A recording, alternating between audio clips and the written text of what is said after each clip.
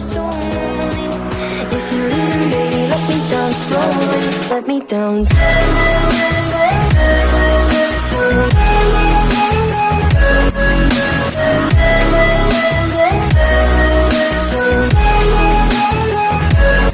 me down. Assalamualaikum warahmatullahi wabarakatuh.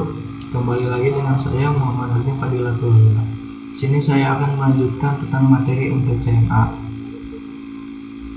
Sebelumnya saya sudah menjelaskan tentang about router OS dan router board. Selanjutnya saya akan menjelaskan tentang networking model. Di networking model terdapat banyak penjelasan.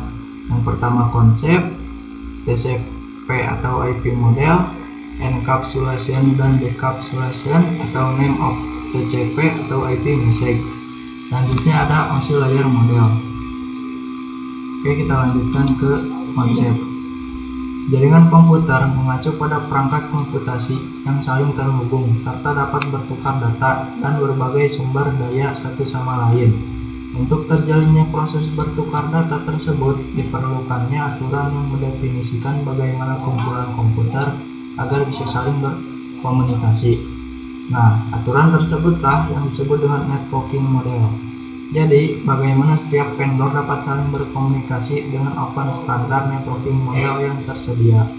Untuk saat ini, open standard networking model yang tersedia dan terkenal ada dua, yaitu TCP atau IP model dan RC model.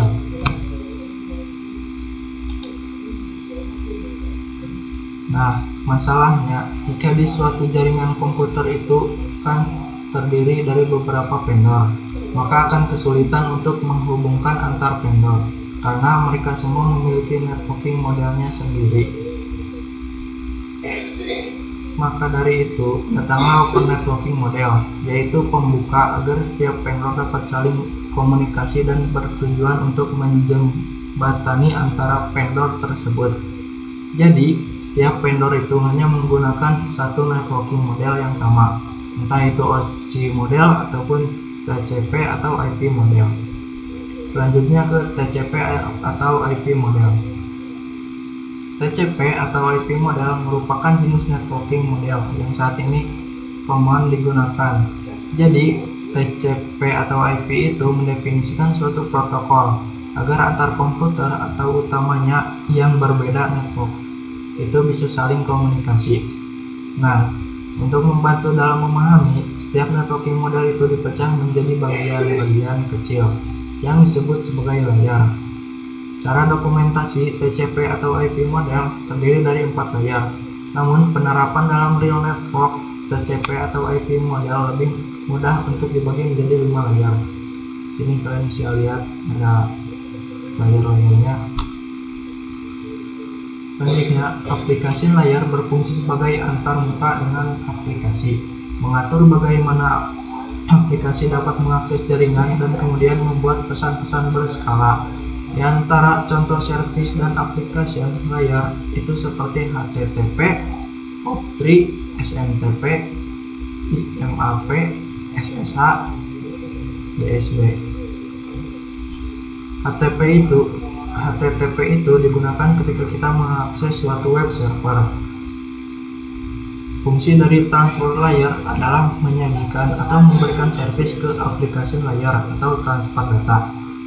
Untuk transfer layer terdapat dua protokol yang sering digunakan, yaitu TCP dan UDP.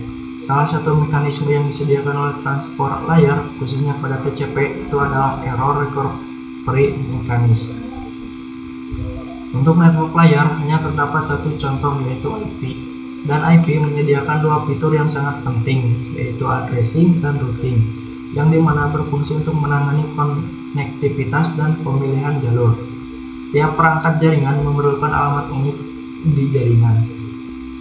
Lanjut, TCP atau IP data link layer dan physical layer. Data link layer mendefinisikan protokol yang dibutuhkan pada physical layer. Salah satu fitur pada data link layer ialah FCS atau Frame Check Sequence, yaitu Error Detection Mechanism, hanya mendeteksi error tanpa recovery. addressing yang digunakan pada data link layer adalah MAC address. Physical layer mendefinisikan coupling pada suatu jaringan komputer atau mendefinisikan secara fisik apa yang digunakan untuk menghubungkan antar device. Selanjutnya ada encapsulation and decapsulation. Encapsulation itu proses membungkus data dengan header pada data di setiap layernya. Adapun decapsulation maka itu sebaliknya. Sini kita bisa lihat ada gambar, kalian bisa lihat saja gambarnya di sini. Selanjutnya masih model atau konsep. Untuk saat ini model yang sering digunakan hanya TCP atau IP, karena untuk dari sisi perkembangan protokolnya atau modelnya TCP atau IP lebih dominan dibanding oscillator. Namun oscillator biasa dipelajari karena mudah dipahami. Sebelum networking model ada, setiap vendor membuat atau memiliki networking modelnya masing-masing. Karena setiap vendor memiliki networking model yang berbeda-beda, maka komunikasi antar vendor sulit dilakukan. Jadi, usaha untuk membangun suatu jaringan komputer sangat gede. Banyaknya vendor tadi itu bagaimana upaya agar tetap bisa berkomunikasi dengan baik antar vendor satu dengan vendor yang lainnya. Oleh karena itu, dibuatlah sebuah model atau sebuah standar atau spesifikasi minimum oleh ISO atau International Organization for Standardization pada tahun 1984, yaitu dengan nama OSI atau Open System Interconnection, atau bisa juga disebut sisipan layar model.